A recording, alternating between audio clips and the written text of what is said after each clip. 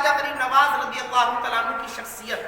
آپ کی ذات اتنی عرفہ والا ہے کہ وقت میں اتنی گنجائش نہیں ہے کہ سارے گوشوں پر روشنی ڈالی جائے، لیکن چند باتیں کہہ کر کے اپنی گفتگو کو ختم کروں کہ حضور غریب نواز رضی اللہ تعالیٰ عنہ کی شان و عظمت کیا ہے، آپ کا مقام و مرتبہ کیا ہے، یہ آپ بعد میں تفصیل سے سنیں گے، لیکن مختصر انداز میں آپ کو بتاؤں کہ حضور خواجہ غریب نواز رضی اللہ تعالیٰ عنہ جب تمام علوم ظاہری سے فراغت حاصل کر لیتے ہیں، یعنی علم شریعت حاصل کر لیتے ہیں، شریعت کا علم جب آپ کو حاصل ہو جاتا ہے تو آپ طریقت کے راہ پر چلتے ہیں، طریقت کی راہ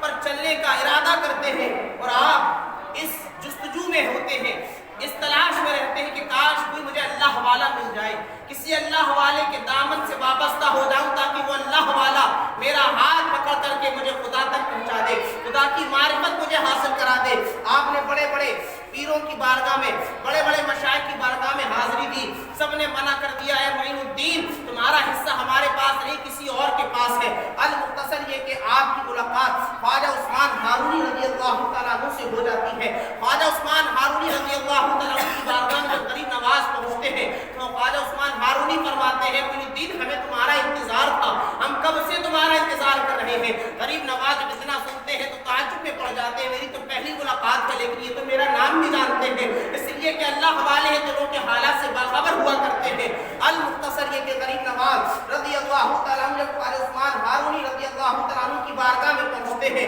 تو خواجہ عثمان ہارونی رضی اللہ تعالیٰ عنہ آپ کو مرید کرنے سے پہلے چند باتیں آپ سے ارشاد فرماتے ہیں، اور ارشاد فرماتے ہیں معین الدین سب سے پہلے تم وضو بناؤ، اور وضو بنانے کے بعد 2 رکعت نفل نماز ادا کرو۔ حضور خواجہ غریب نواز رضی اللہ تعالیٰ عنہ وضو بنا کر 2 رکعت نفل نماز ادا کرتے ہیں، پھر اس کے بعد آپ کے پیر و مرشد حکم فرماتے ہیں اے معین الدین اب ایک مرتبہ سورہ بقرہ شریف کی تلاوت کرو۔ غریب نواز رضی اللہ تعالیٰ عنہ سورہ بقرہ کی تلاوت کرتے ہیں، پھر آپ کے پیر و مرشد فرماتے ہیں معین الدین اب 21 مرتبہ درود پاک کا ورد کرو۔ غریب نواز رضی اللہ تعالیٰ عنہ 21 مرتبہ درود پاک پڑھتے ہیں، پھر اس کے بعد ارشاد فرماتے ہیں معین الدین ہمیں ہمارے سلسلے مرید بعد میں کیا جاتا ہے، پہلے 1 دن اور رات کا مجاہدہ کیا جاتا ہے، جاؤ 1 دن اور رات مجاہدہ کر کے آؤ، رب کی یاد میں گزار کر کے آؤ، رب کی عبادت و ریاضت میں 1 دن گزار کر کے آنا۔ غریب نواز رضی اللہ تعالیٰ عنہ جاتے ہیں، پوری رات اور پورا دن اللہ کی عبادت میں گزارتے ہیں،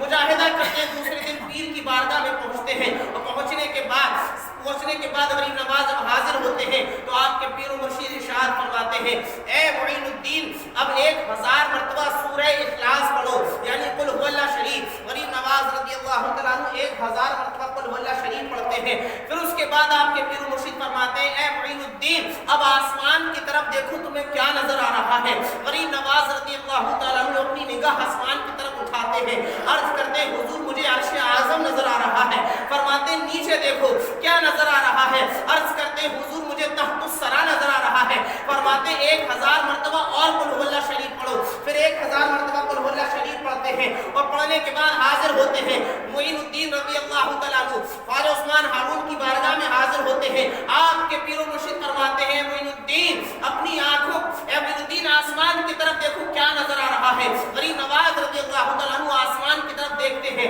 عرض کرتے ہیں اے میرے پیر و مرشد اے حضور مجھے حجاب عظمت نظر آ رہا ہے، مجھے حجاب عظمت نظر آ رہا ہے۔ پھر فرماتے ہیں اپنی آنکھوں کو بند کر لو۔ غریب نواز فرماتے ہیں میں نے اپنی آنکھوں کو بند کر لیا، جب آنکھیں بند کریں پھر اس کے بعد پیر و مرشد نے فرمایا اے معین الدین اپنی آنکھوں کو کھولو۔ جب میں نے اپنی آنکھوں کو کھولا فرماتے ہیں میرے پیر و مرشد نے اشارہ کیا معین الدین دیکھو ان 2 انگلیوں کے درمیان کیا نظر آ رہا ہے، ان 2 انگلیوں کے درمیان اس کے بیچ میں تمہیں کیا نظر آ رہا ہے۔ غریب نواز رضی اللہ تعالیٰ عنہ فرماتے ہیں جب میرے پیر و مرشد نے اپنی 2 انگلیوں کا اشارہ کیا اور فرمایا ان 2 انگلیوں کے درمیان دیکھو کیا نظر آ رہا ہے، تو کہتے ہیں قسم ہے اس وحدہ لا شریک کی جس کے قبضے قدرت میں معین الدین کی جان ہے، جب میں نے اپنے پیر و مرشد کی 2 انگلیوں کے درمیان دیکھا تو مجھے 18000 عالم نظر آ رہے تھے، 18000 عالم نظر آ رہے تھے۔ آپ اندازہ لگائیں کہ جس کے مرید کی یہ شان ہے کہ جو 18000 عالم کو دیکھ رہا ہو اس کے پیر کی شان کیا ہوگی، اس کے پیر کا مقام کیا ہوگا، اور جب اللہ کے ایک ولی کی نگاہ کا یہ عالم ہے تو رسول اللہ کی نگاہوں کا عالم ہے۔ اللہ کے ولی کی نگاہ 18000 عالم کو دیکھ رہی ہے تو وہ رسول اللہ جو ساری کائنات کے تاجدار ہیں، ان کی نگاہ سے کیا چیز چھپ سکتی ہے؟ المختصر یہ کہ حضور غریب نواز رضی اللہ تعالیٰ عنہ اس کے بعد میں سارے ریاضات و مجاہدات کرنے کے بعد حضور خواجہ عثمان ہارونی رضی اللہ تعالیٰ عنہ کی بیعت میں داخل ہو جاتے ہیں، آپ کے مرید ہو جاتے ہیں، اور 20 سال تک خواجہ غریب نواز رضی اللہ تعالیٰ عنہ اپنے پیر و مرشد کی خدمت میں رہتے ہیں۔ 20 سال تک آپ فرماتے ہیں میں نے ایک بھی لمحہ 20 سال کے اندر اپنے پیر و مرشد کی خدمت سے خالی نہیں گزارا ہے، یعنی پورے 20 سال میں نے اپنے پیر و مرشد کی خدمت کی ہے، پیر و مرشد کی خدمت میں گزارا ہے، دن بھی پیر و مرشد کی خدمت میں گزارا ہے، رات بھی پیر و مرشد کی خدمت میں بسر کی ہے۔ المختصر 20 سال کے عرصے میں آپ نے اپنے پیر و مرشد کے ساتھ کئی ہندوستان کے دورے بھی کیے، سفر بھی کیے، اور غیر ملکوں کے بھی سفر کیے ہندوستان کے علاوہ۔ اور ایک مرتبہ حضور خواجہ غریب نواز رضی اللہ تعالیٰ عنہ اپنے پیر و مرشد کے ساتھ جو ہے مکہ شریف تشریف لے جاتے ہیں، مکہ مکرمہ تشریف لے جاتے ہیں۔ آپ اندازہ لگائیں کیا شان ہے غریب نواز کی کہ آپ حج کرنے جا رہے ہیں تو اپنے پیر و مرشد کے ساتھ جا رہے ہیں۔ جب حضور غریب نواز رضی اللہ تعالیٰ عنہ اپنے پیر و مرشد خواجہ عثمان ہارونی رضی اللہ تعالیٰ عنہ کے ساتھ کعبہ معظمہ کے پاس پہنچتے ہیں، حج مکمل کرتے ہیں، طواف مکمل ہوتا ہے، تو آپ کے پیر و مرشد خواجہ عثمان ہارونی رضی اللہ تعالیٰ عنہ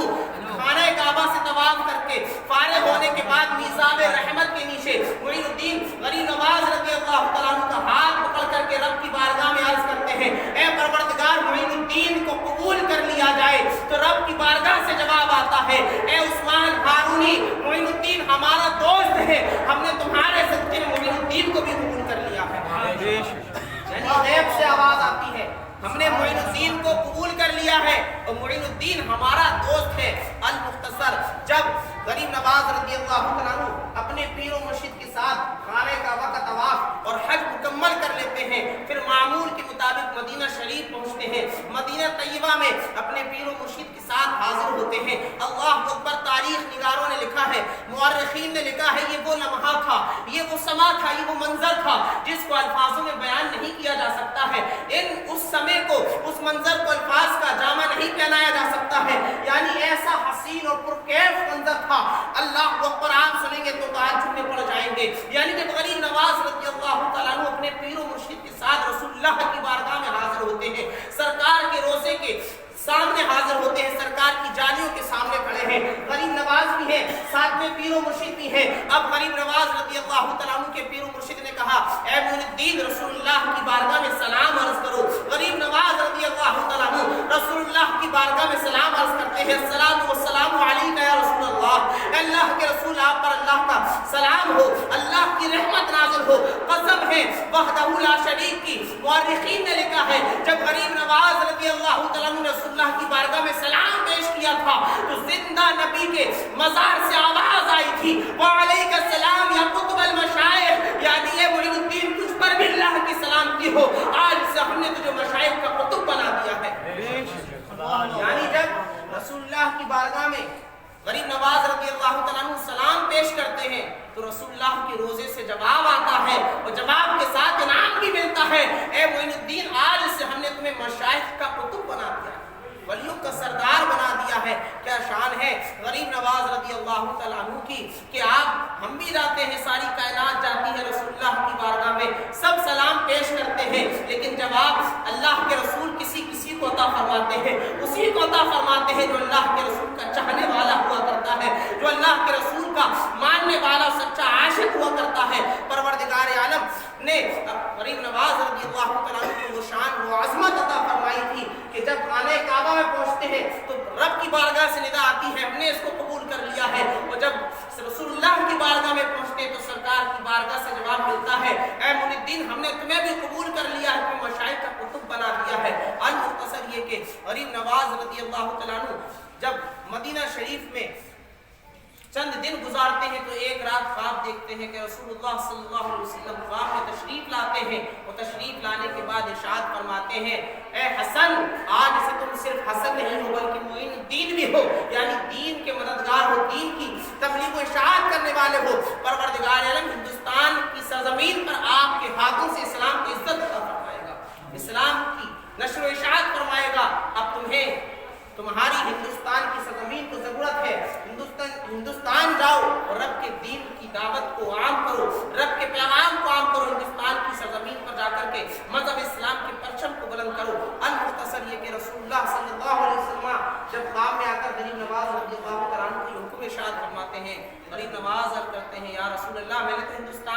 نہیں. المختصر حضور صلی اللہ تعالی علیہ وسلم نے آپ کو پورے ہندوستان کا نقشہ آپ کی نگاہوں کے سامنے رکھ دیا. جب غریب نواز رضی اللہ تعالیٰ عنہ نے اس نقشے کو دیکھا تو پوری ہندوستان کی سرزمین آپ کی نگاہوں کے سامنے آ گئی. المختصر پھر سرکار علیہ الصلوۃ والتسلیم کے حکم کے اشارے پر غریب نواز رضی اللہ تعالیٰ عنہ مختلف سفر کرتے ہوئے ہندوستان کی سرزمین پر آتے ہیں اور مذہب اسلام کے پرچم کو بلند کرتے ہیں. تو آئیے ہمیں بھی ضرورت اس بات کی ہے جس طرح غریب نواز رضی اللہ تعالیٰ عنہ نے مذہب اسلام کے پرچم کو اس ہندوستان کی سرزمین پر بلند کیا ہے. ہم بھی اسی مذہب اسلام کی ترویج و اشاعت کے لیے اپنی